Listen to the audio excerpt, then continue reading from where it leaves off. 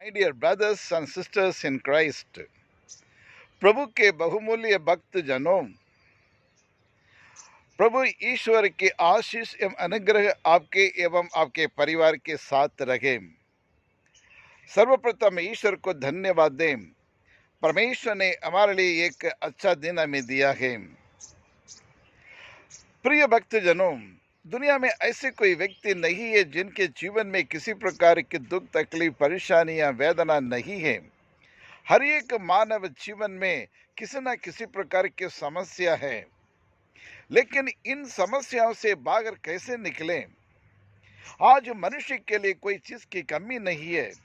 धन है, दौलत है और पैसा है, गाड़ी घोड़ी है, सब प्रकार की सुविधाएं हैं, लेकिन इसके बावजूद भी और उन समस्याओं से, उन मुश्किलों से बाहर निकलना बहुत कठिन लगता है।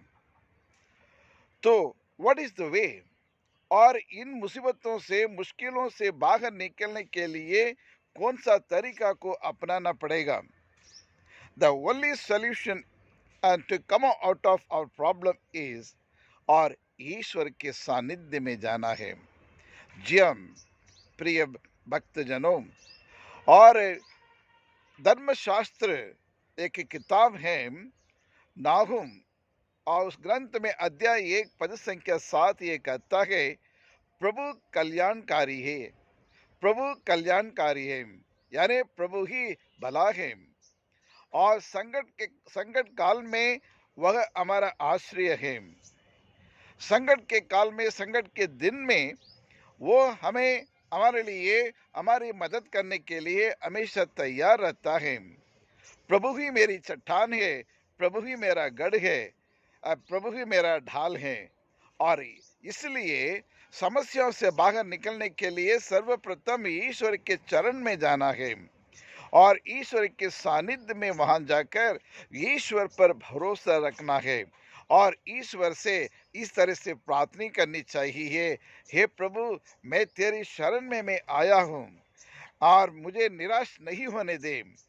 हे प्रभु, और अपने न्याय के अनुसार, अपने न्याय के अनुरूप मुझे उद्धार कर। और तू ही मेरी चट्टान है प्रभु, तू ही मेरा सहारा है, और तू ही मेरा गढ़ है, तू ही मेरा बले गडेरिया है। इसलिए मैं अन्य लोगों पर विश्वास नहीं करता हूँ, लेकिन तू मेरे सृष्टि करता है, तू ही मेरा पालनहार है, और इसलिए इन समस्याओं से बाहर निकलने के लिए मेरी मदद करे प्रभु करके प्रभु के चरणों में हमें सबसे पहले जाना है। दूसरा, हम प्रभु के वचन पर, प्रभु के वाणी पर विश्वास, भरोसा करना है, ताकि ईश्वर का वचन शक्ति है, मुक्ति है, बल है और सुधार है, और हमारे जीवन को आगे बढ़ाने के लिए प्रेरणा हमें वहीं से हमें मिलता है। इसलिए ईश्वर के सानिध्य में जाना, ईश्वर के वचन पर भरोसा रखना, और तीसरा, अपने आप को समर्पित करना चाहिए। भले कितना भी परेशानी क्यों ना है, मुसीबत क्यों ना हो और अशांति क्यों ना हो, लेकिन सब कुछ प्रभु के चरण में और समर्पित करते हुए उसके लिए धन्यवाद देना बहुत ज़रूरी है।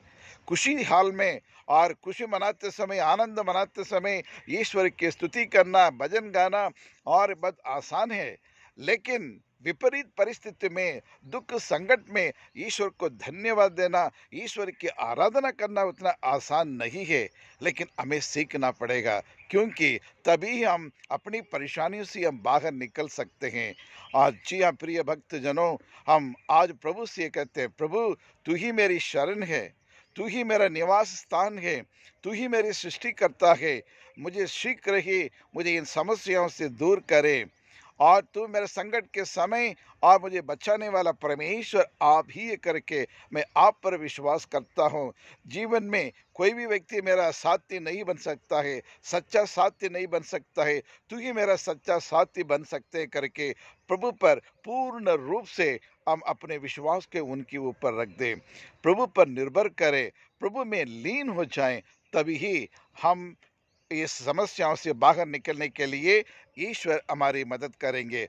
तो आइए हम एक-दूसरे के लिए प्रार्थना करें, एक-दूसरे की भलाई के लिए हम प्रार्थना करें। सर्वशक्तिमान ईश्वर आपको, आपके परिवार को, सबों को आशीष प्रदान करे।